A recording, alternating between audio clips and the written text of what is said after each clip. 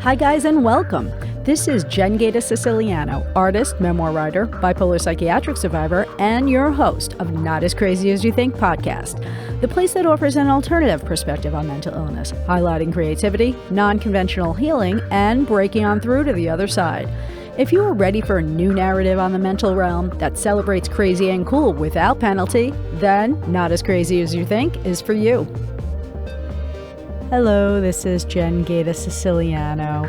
Thank you for listening once again to my podcast. Today I want to talk about eugenics and how it affects our modern society today, especially in relationship to American immigrants and systemic racism. I spent 14 years in the New York State school system, teaching every grade level in middle and high school, as well as one-on-one homebound instruction for kids who had trouble achieving in the classroom, to a wide diversified group in both Catholic and public schools in all socioeconomic communities in Westchester and the Bronx.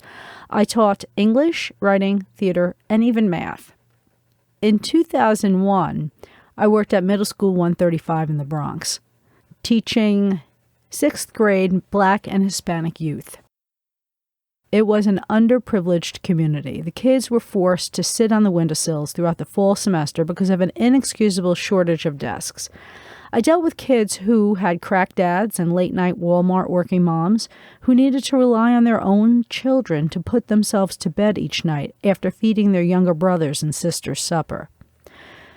Some kids begin their lives with such extreme disadvantage, they have no chance to beat it. Without having their physical and safety needs met, they were in constant danger emotionally and psychologically. Many families were torn apart. The kids didn't get proper sleep or nutritious food, and often their apartments were without heat or filled with roaches. These issues have nothing to do with genetics, but environment. And the fact that in a modern era with AI just about to take over everything we know as real and make it virtual, we need discernment on these matters, otherwise we can say goodbye to social reform. I knew as a teacher, my Black and brown students were not likely to land firmly on their path after graduation from their academic careers. Certainly not if the powers that be under the white man should play a role in their destiny. The Killer Bee education system teaches only the Eurocentric interpretation of human existence, and their condescending language used in school, such as less developing nations, more advanced nations, keeps these kids down because they see themselves as nothing more than pond scum, and there is nothing they can do about it because it's in their biology. I came to see that these children could be the real superstars of tomorrow in their innovation, creativity, and resourcefulness, if given the chance. In schools at every level, our children are being systematically labeled and organized so that they can successfully conform to the white man's system. People of color are the ones who suffer most because their behaviors and cultural ways do not measure up to what the institution deems as normal. If you don't fit in, you get a label which will one day limit your personal freedoms in this free country, and that is a fact. This philosophy that everything is in your biology, that genetics predicts your future, is what they want you to believe. The very philosophy that the Indian caste system is built upon. And where did it all begin? Francis Galton, Charles Darwin's cousin, started the idea of eugenics and coined the phrase in 1883, later describing it as the study of the agencies under social control that may improve or repair the racial qualities of the future generations, either physically or mentally. Galton details the concept in his book, Inquiries into Human Faculty and Its Development, which outlined the variety of traits in human beings, thereby showing which traits were deemed superior, the ones naturally associated with the white race, which could help the elites breed a better human race by selecting those with the best traits to have more children and prevent the degenerates from passing on their inferior genes, which were seen in such hereditary conditions like poverty and alcoholism. Later, sterilization was practiced in 27 U.S. states based on ideas of heredity. But weren't such things like being born into poverty the result of social inequity and not genetics? Pretty obvious, right?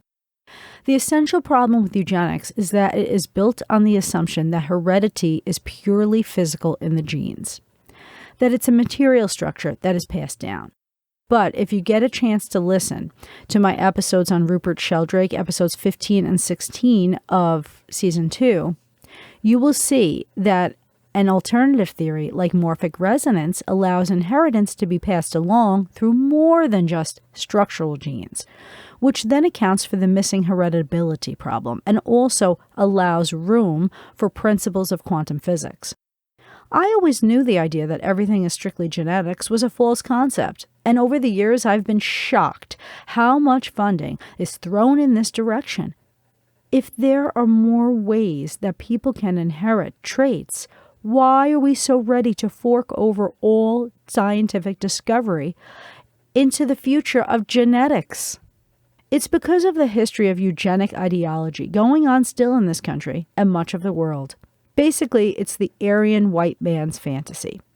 Their DNA is superior in everything from intelligence to personality to eye color. Everything that is not in par to their standard is substandard or unevolved. All abnormalcy is determined in relation to their normalcy. All inferior traits are determined in relation to their superior traits. This is where they figure out the good genes from the bad genes. But to say something like intelligence, for instance, is only inheritable and predicts educational, occupational, and health outcomes is in every way inaccurate. It's not genetics that creates these outcomes, but social advantage, class, and education, all environmental components. Systemic racism in our country began and continues because of these ideas. And as much as white people think we don't see the world through racist eyes, we can't help it because we were taught hereditary principles and believe them. It is because it stems from a former agenda in the U.S. and Europe, the eugenics movement. I watched the other night a PBS eugenics documentary from American Experience, Season 30, Episode 11, called The Eugenics Crusade, which highlights the campaign to build a better human race. It's a fascinating episode, and I encourage anyone to look at it. And I explore much of the same material in my book, so I was so happy to see the information is now being shared to the wider public, and it supports my story. Biologist and eugenicist Charles Davenport became director of Cold Spring Harbor Laboratory in Long Island, New York in 1904, where he founded the Eugenics Record Office in 1910.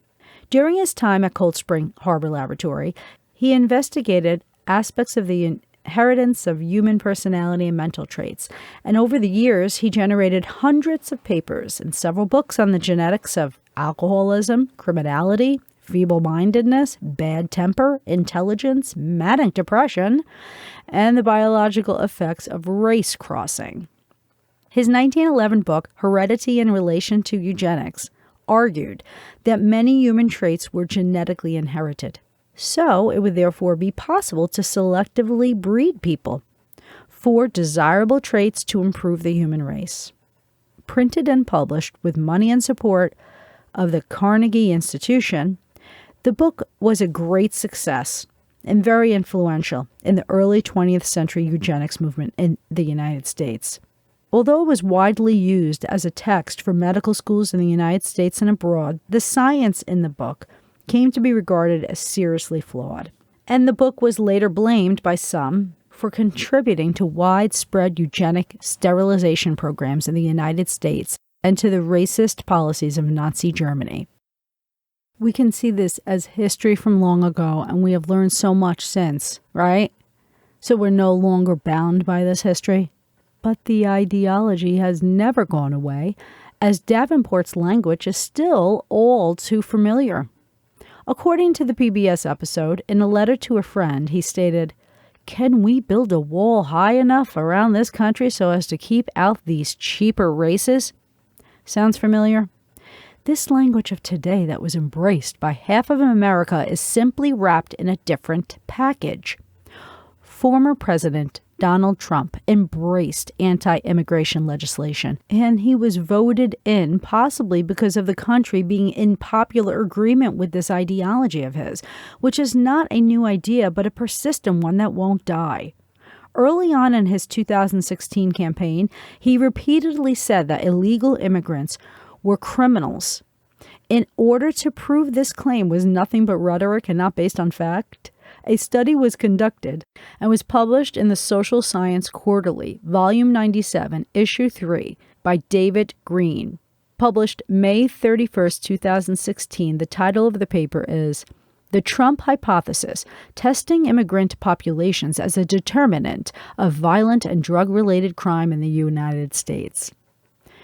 With the objective being to test the Trump hypothesis that immigrants were involved with higher levels of violent and drug-related crime, David Green used recent crime and immigration data, testing this common public perception.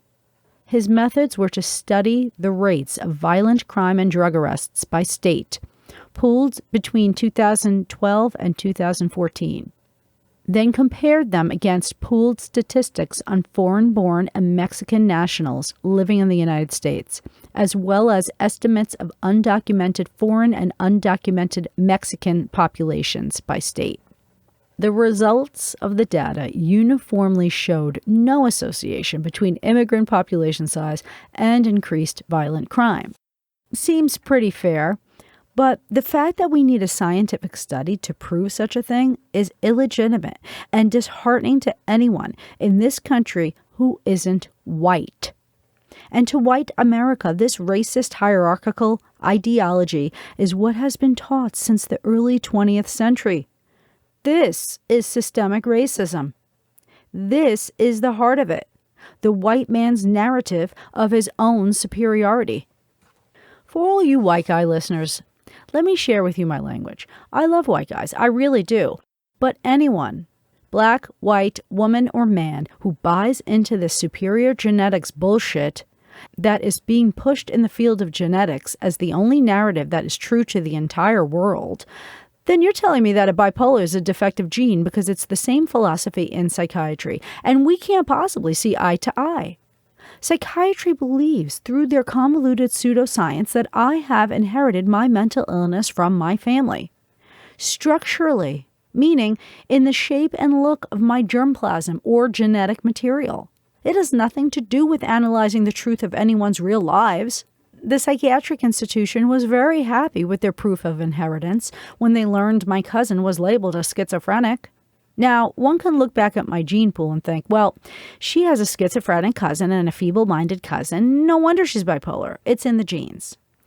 And that somehow makes sense. Not the unfolding stories of our real lives. It's ridiculous, it's racist, and it's bigoted. But the genetics and psychiatric fields will tell you this is undeniable evidence that mental illness runs in families, especially immigrant families and the black population. I've been spoken down to my entire life, not just from a psychiatry that began at the age of 22 onward, but because I came from an immigrant family. My mother was second generation born American and my father was first, and my roots were from Naples, Italy. My parents grew up in the West End of New Rochelle, which was the Italian immigrant neighborhood in the city. Now, that same area is populated by Spanish-speaking peoples from South and Central America and Mexico. So it is an immigrant-style living area, 2 to 3 family households, tiny apartments, mom-and-pop delis, and now bodegas, with non-English language circulating throughout the atmosphere. Growing up in that atmosphere made me proud to be living in America. I never took it for granted because I had to hear about how Nani came here at 8 years old on the boat into Ellis Island all by herself, and how my grandfathers worked hard labor as a butcher's deliverer and a gardener so that I could one day go to college. Anyone's possible prejudice towards Italians in New Rochelle was inconsequential to me.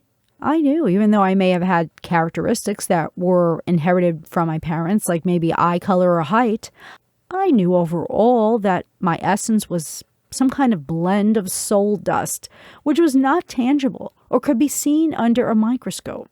And because I lived in America and came from grandparents with an American dream, not for themselves, but for their children, I knew no set of common genes would ever hold me back. They were simply a starting point, and how far I could one day prosper had to do with my free will, my focus, my intentions, and the right choices on my path.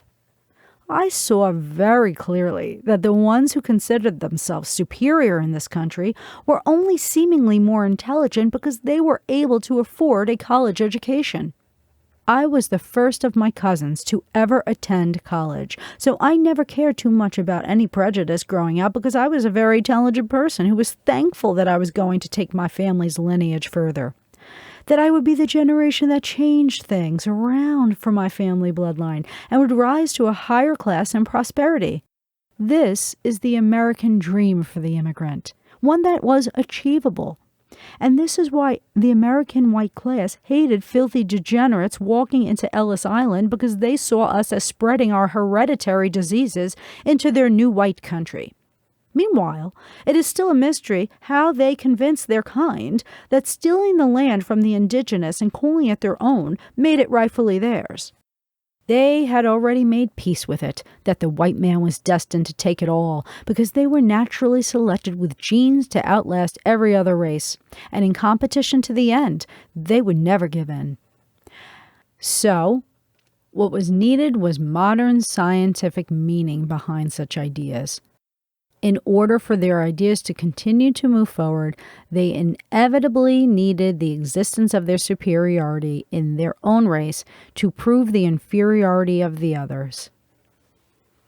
A most notable and influential book written in 1916, The Passing of the Great Race, or The Racial Basis for European History, by Madison Grant, was designed to rouse his fellow Americans to the overwhelming importance of race and to the folly of the idea of the melting pot, one that I was always so proud of living in New York. And one of the most far-reaching effects of the book, in the discussions that followed its publication, was the decision of the Congress of the United States to adopt discriminatory and restrictive measures against the immigration of undesirable races and peoples. According to Grant, the Nordic race was the most recently evolved race, but clearly superior, so it could be overwhelmed with genes from another race, which needed to be prevented. In a quote from his book, he writes, "Those who read these pages will feel that there is little hope for humanity, but the remedy has been found and can be quickly and mercifully applied. A rigid system of selection through the elimination of those who are weak or unfit, in other words, social failures, would solve the whole question in a century, as well as enable us to get rid of the undesirables who crowd our jails, hospitals, and insane asylums. The individual himself can be nourished, educated, and protected by the community during his lifetime, but the state, through sterilization, must see to it that his line stops with him, or else future generations will be cursed with an ever-increasing load of victims of misguided sentimentalism. This is a practical, merciful, and inevitable solution of the whole problem, and can be applied to an ever-widening circle of social discards, beginning always with the criminal, the diseased, and the insane, and extending gradually to types which may be called weaklings, rather than defectives, and perhaps ultimately to worthless race types." This was heralded as a great read, and an influential one, not only America, but into Nazi Germany. The ideal of racial and genetic purity is the fantasy of an ideal society with ideal individuals by white people. These modern geneticists sought control over the range of physical and mental characteristics they deemed acceptable for people, in order to create societies free of these individuals with undesirable hereditary characteristics, keep these people from reproducing, and consequently, sterilization of mentally ill patients was seen as a productive way of social engineering. According to the PBS special, 1920 to 1921, there was a huge campaign in eugenics. At the American Museum of Natural History in New York City, they held an international eugenics conference with people from 28 countries. On May 26, 1924, Calvin Coolidge signed into law the Restriction Act, which Madison Grant claimed was one of the greatest steps forward for this country. Eugenics was intertwined in everything. It was included in the curriculum of over 350 American colleges and universities, such as Harvard and University of California at Berkeley, and it was preached on pulpits and broadcasted on radio shows, and was printed in articles and magazines. At state and county fairs across America, there were human stock contests called Fitter Families for Future Firesides, sponsored by the American Eugenics Society, considered wholesome family entertainment. As they had best in show for breeding animals, so too they had it for babies and families. By the time the stock market crashed, though, in 1929, the guy who was born with superior genes was now on the same breadline as the degenerates. So poverty was not the result of a biological deficiency.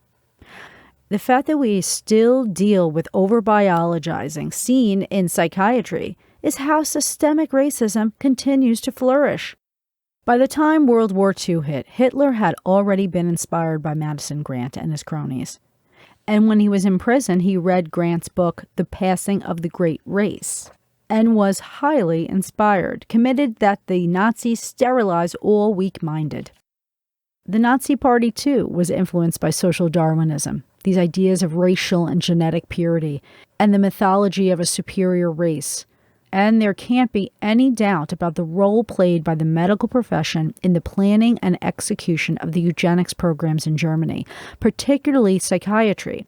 Opportunities for professional advancement played a major role in their participation. According to an article in the journal Public Health Reviews, titled How Ethics Failed, the Role of Psychiatrists and Physicians in Nazi Programs from Exclusion to Extermination, talks about the stages of physician involvement with how the sterilization and then later euthanasia took place. The Nazis mandated a series of eugenics measures.